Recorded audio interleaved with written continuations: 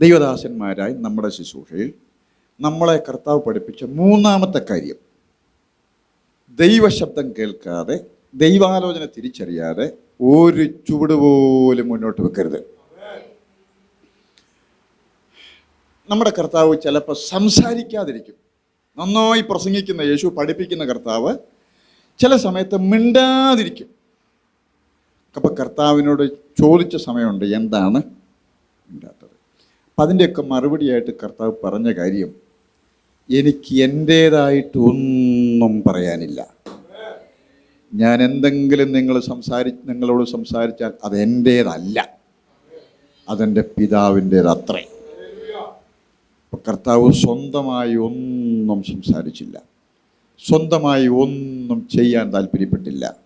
എല്ലാം പിതാവിൻ്റെ ആലോചന അനുസരിച്ച്, എല്ലാം സ്വർഗത്തിൽ നിന്ന് എന്ത് ദൈവം സംസാരിച്ചു ആ ശബ്ദം കേൾക്കാൻ വേണ്ടിയാണ് ഈ രാത്രിയിലൊക്കെ മൊത്തം ഇരുന്ന് പ്രാർത്ഥിക്കുന്നത്.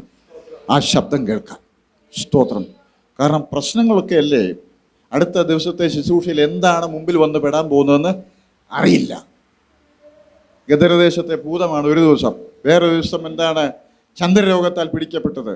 ഏതൊക്കെ പൈശാചിക ബന്ധനമുള്ളതാണ് നാളെ മുമ്പിൽ വന്ന് വരാൻ പോകുന്നതെന്ന് അറിയത്തില്ല. അവരാരും എന്നെ കൊടുക്കരുത്, നിന്റെ നിയോഗം എനിക്ക് കിട്ടണം, ഈ കാര്യത്തിൽ എനിക്ക് ബുദ്ധി ഉപയോഗിക്കേണ്ടിടത്ത് ബുദ്ധി ഉപയോഗിക്കണം. ചോദ്യത്തിൽ കൊടുക്കാൻ വന്നില്ല ചിലര്. അവർ കുടുങ്ങിപ്പോയതല്ലാതെ കർത്താവ് എവിടെയെങ്കിലും കുടുങ്ങിയോ?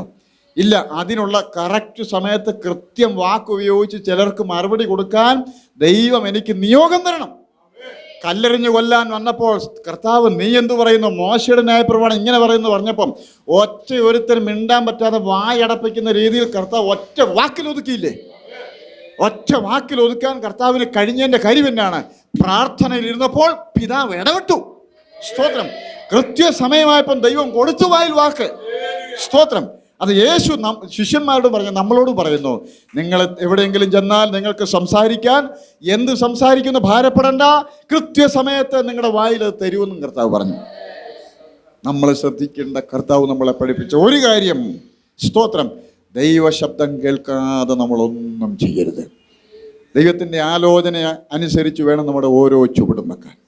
നമ്മുടെ ഓരോ പ്രസംഗവും, ചെറുതും വലുതുമായ പ്രസംഗങ്ങൾ, നമ്മുടെ സുവിശേഷ വേല, നമുക്ക് ടീം പ്രവർത്തനം അറിയാം, അതാണ് നമ്മുടെ സിസ്റ്റം.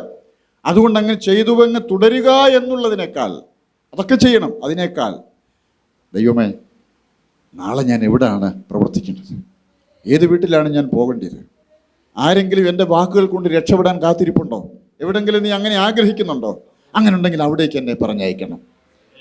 അത് കൃത്യമായി പ്രാർത്ഥിച്ച് ദൈവനിയോഗം ഏറ്റെടുക്കാൻ നമുക്ക് സാധിക്കണം. ഇടയ ശുശ്രൂഷയിൽ കർത്താവ് നമ്മളെ പഠിപ്പിച്ച കാര്യമാണത്. കർത്താവ് അങ്ങനെ ചെയ്തു മാതൃക കാണിച്ചു.